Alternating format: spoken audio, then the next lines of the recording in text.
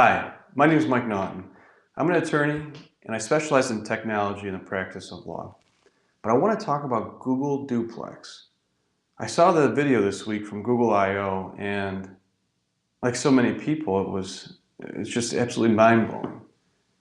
There are some aspects to it from a technological perspective that are incredibly impressive. The way that it processes data, but not only processes it, but can also provide results that are coherent, that make sense to the listener, but also have some subtle dialogue variations that make it sound human, like the use of and not providing the same contextual answer every time. Amazing stuff. But there's also a privacy implication at play there. I want to talk about that a little bit. At Google I/O, they showed two different interactions. The first interaction involved a salon, a hair salon. And Google Assistant called for, what I thought was interesting, a client. So it didn't exactly say who it was, but Google Assistant called for a client requesting a haircut on a given date.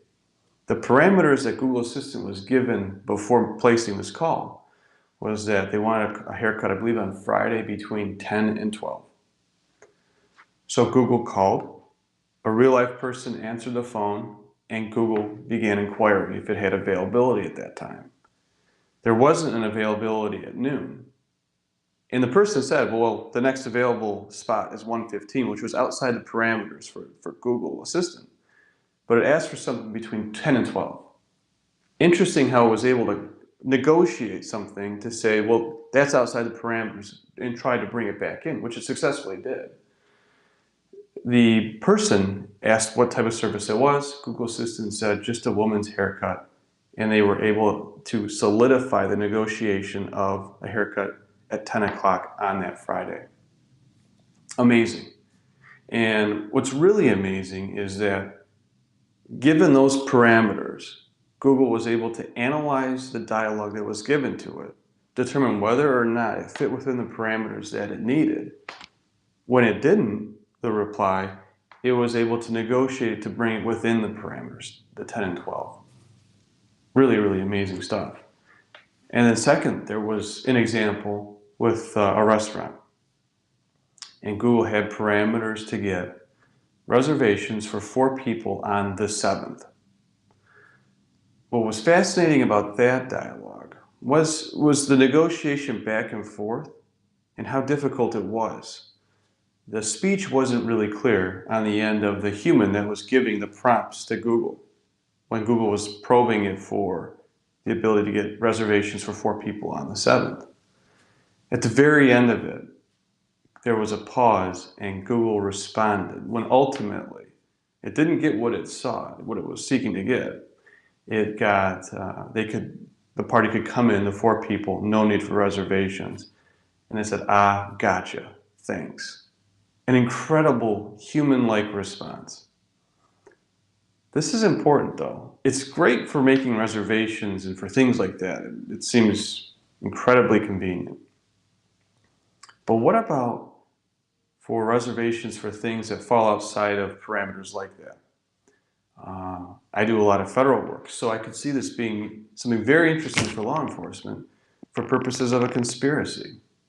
What if Google is setting up times and dates for people to meet and discuss a bank robbery, drug transactions, any number of things? These aren't necessarily things that are cleanly kept in calendars, but it's part of the conspiracy. And Google is an intermediary at that point with the conspiracy.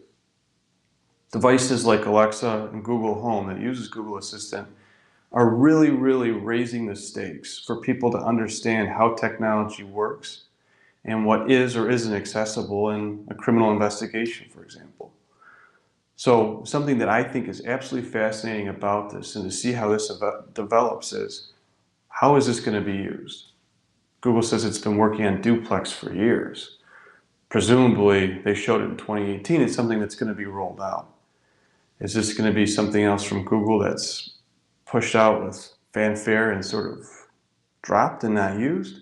Or is this something that's going to be an integrated part of someone's fabric of their way of life?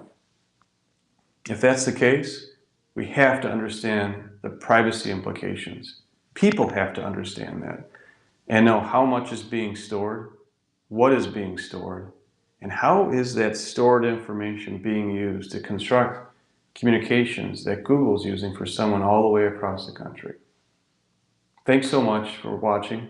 Again, my name is Mike Naughton. If you liked it, hit the thumb. If you're interested, subscribe. And if you need to see when I post stuff like this, hit the bell. Thanks.